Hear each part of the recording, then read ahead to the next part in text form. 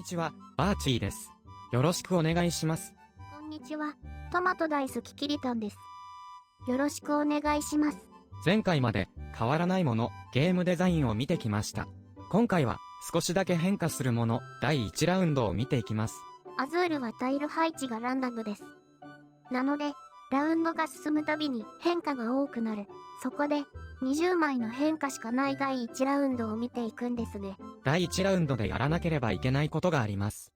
それは、ポジションの選定です。ポジションの選定。なんだか難しそうですね。大丈夫。一つ一つ丁寧に解説していくので、ポジションについて理解を深めていこう。それじゃあ、場所を変えます。キリタン、移動しますよ。わかりました。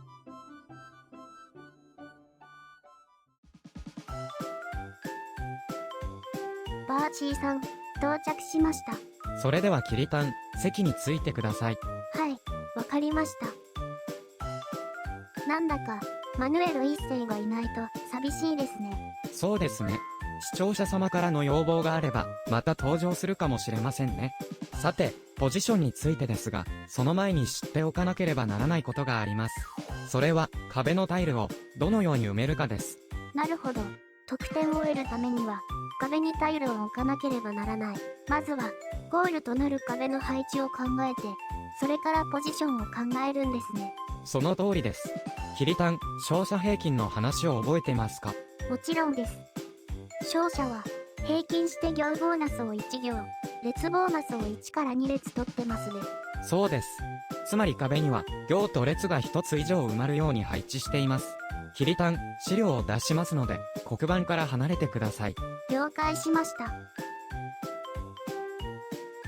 これで、黒板が見えます。これは、プレイヤーボードに描かれている王宮の壁です。ここに、ボーナス条件となるタイル配置を行って、考察していきます。わかりました。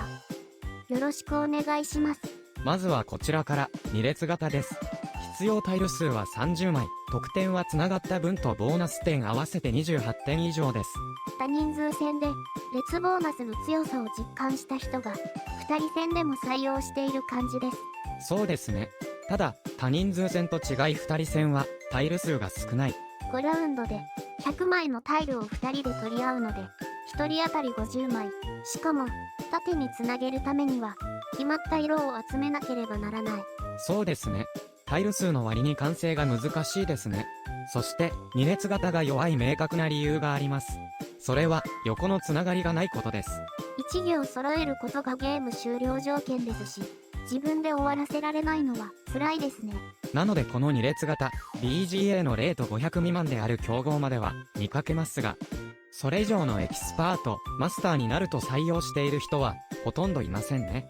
なので、今2列型を採用している人は、この後紹介する2行2列型か、別の型を採用することをお勧めします。続いてはこちら、2行1列型。必要タイル数は27枚、得点は繋がった分とボーナス点合わせて30点以上です。バーチーさん、多く採用してますね。この型の強みは何ですか？まず、2列型と比べて、タイル数も少なく、得点も高いからです。タイル数が少ないということは、集めるための手数が少なくなることでもあります。ラウンド内の手数は、相手と同数か、どちらかが1回多くなりますね。手数が少なくなるのであれば、余った手数を、他のことに使えそうです。例えば相手を妨害する、とかですね。攻撃向きの型だと思います。自由度が高そうですし、2列目を目指すこともできそうですね。バーチーさん。一見すると、良さそうな型になるんですが、これにも欠点はあるんですよね。もちろんです。2行を完成させるということは、5ラウンドすべて1行目、2行目を完成させなければなりません。タイルの配置によっては、1行完成できなくなり、1行1列になってしまいます。1行1列の場合、得点は21点以上となり、苦しくなりますね。強いけれど、万能ではないんですね。最後はこちら、2行2列型。必要タイル数は39枚、得点は繋がった分とボーナス点合わせて46点以上です。得点を考えると魅力的ですが、気になるのはタイルを揃えるのが難しいことですね。2列型共通の問題点として、やはり4行目、5行目を揃えるのが難しいことがあります。タイル数が39枚というのも大変ですね。それだけ手数が必要になります。この方は、相手を妨害する攻撃より、自分の得点を伸ばす防御に向いてますね。そして、タイル配置の影響が、2行1列型より少ないです。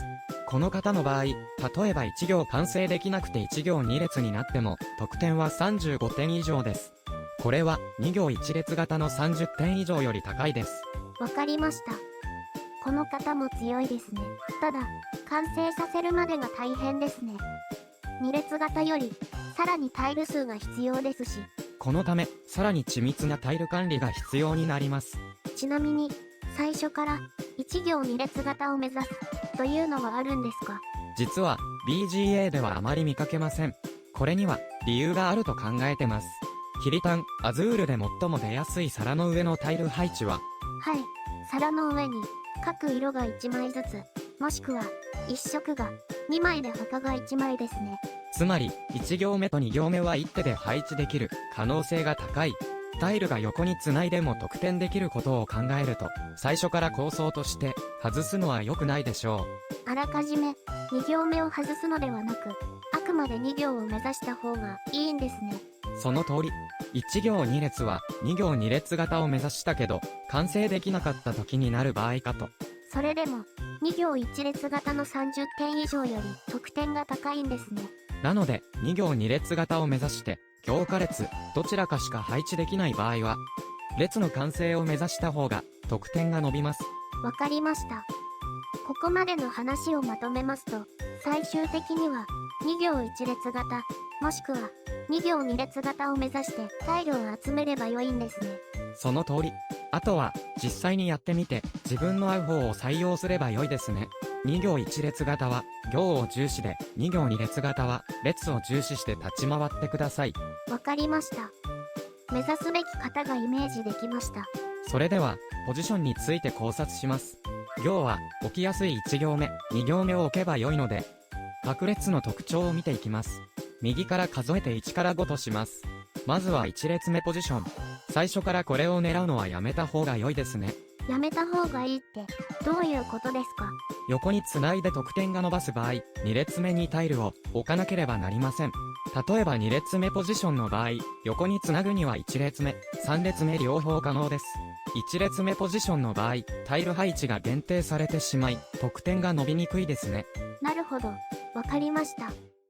その理由で言うならば、5列目ポジションも、同様の理由でやめた方がいいですね。その通り。軸となるポジションは、2から4列目のいずれかを採用した方が良いです。まずは、最強の列、3列目ポジションから考察します。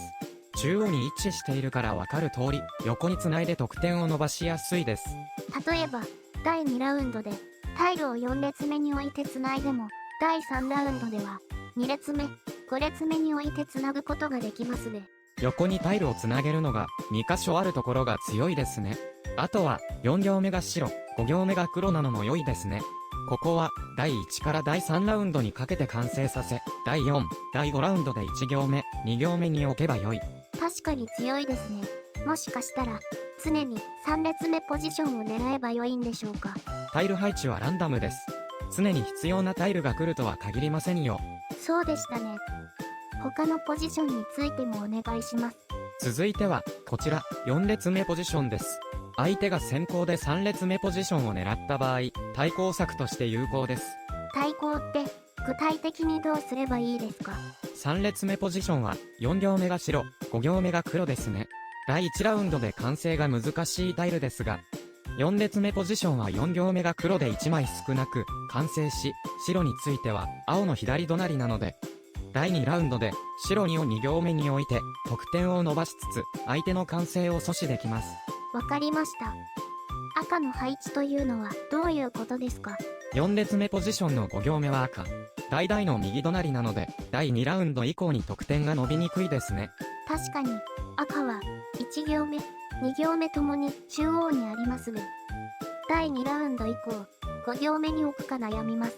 最後はこちら、2列目ポジションです。3、4列目が目指せない時に採用することになります。消極的採用ってことですね。なぜでしょうか？ 3、4列目に比べて必要タイル数が多いです。例えば3列目の4行目は白ですが、白は2列目では5行目。つまり、必要タイル数が1枚、多いです。その分だけ手数がかかることにより、得点が伸び悩むんですね。わかりました。ここまでの話をまとめますと、ポジションの強さは、3列目、4列目、2列目、他の順になるんですね。その通り。ただしタイル配置は、ランダムなので、状況に応じて選んでいきましょう。ポジションについて理解できました。いよいよ、選定ですね。どうやって選べばいいでしょうか。これは2行1列型です。2行2列型にも言えることですが、3行目が置けないとタイルが繋がらないですね。ちょうど、付け根のようになってますね。つまり、3行目が重要ってことですね。2行目、4行目と繋いで得点も伸ばせますからね。あとは、2手で完成できるのもあります。多い配置は、皿の上に、各色が1枚ずつ、もしくは、1色が2枚で他が1枚でしたね。あれ、タイルに偏りがあり、代々3と他という皿が出てきた場合は、その場合、代々3を3行目に置きます。1手で完成できることだけでなく、相手から阻止されないというのも理由です。なるほど。そうやって2列目ポジションを選定するんですね。ならば、第1ラウンドで、黒7、白2、青2、代々2、赤7だった場合は、4列目に注目してください。4行目黒、5行目赤ですね。ここを揃えていきます。白は、第2ラウンド以降で完成させるということですね。その通り。ポジションが決まったら、完成しにくい4行目、5行目のタイルを集めていき、あとは、1行目、2行目を完成させましょう。注意すべきは、4行目と5行目に集めるタイルは、3行目と、つながるようにすることです。2行1列、2行2列どちらでも、1行目、2行目は完成できるので、無理に3行目とつなげなくても良いんですね。もちろん、余裕があれば3行目につながるようにとっても良いけれど、4行目、5行目の完成を優先させた方が良いですね。わかりました。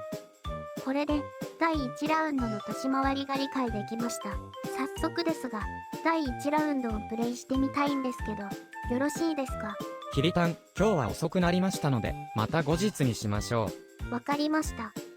それまで学んだことを繰り返し、覚えるようにします。さて、ポジションに焦点を当てた動画があります。気になる方は、BGA、アズールリプレイその3、世界ランキング上位への道をご覧ください。こちらでは、世界ランキング上位を目指すキリタンが、様々なテクニックを使ってます。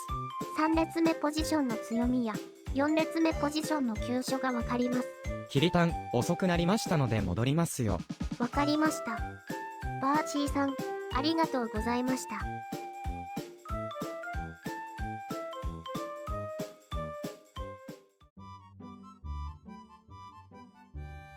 キリタン、ポジションの選定はどうでしたか？はい。まずは、最終目標となる2行1列、2行2列型を学びました。それぞれ、列の完成が必要なので、その列の特徴を学びました。そして、ポジションの選定は、第1ラウンドのタイル配置によって決定するんですね。その通り。これで、第1ラウンドで、どのタイルを選べばよいか判断できますね。そうですね。タイルを取るだけで、ここまで考察が必要なんて、アズールは難しいですね。